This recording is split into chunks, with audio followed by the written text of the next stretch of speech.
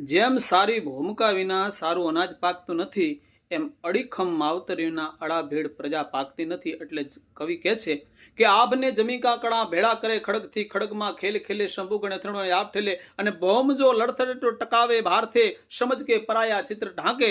પંખા દો ઉજળા હોય જો પરાક્રમી, તો ત્યાં પટાળા નવ હથા જોત પાકે. એમ સારી ભૂમિકા છે, એમ સારા માવતર છે, તો જ તે આગળની પેઢી સારી પાકતી હોય છે. કુવામાં હોય તો અવાડામાં આવે. એટલે કવિ આ દુહામાં કહે છે, પણ જો ને ભોમ પરખો ઠકરો ન વળી બીજ પરખોય કન. પણ ભોમીણ આ ભોમીણ ભલાનો નીપજે હોત નર રે તુરી નયન. ભોમ પરખો ઠકરો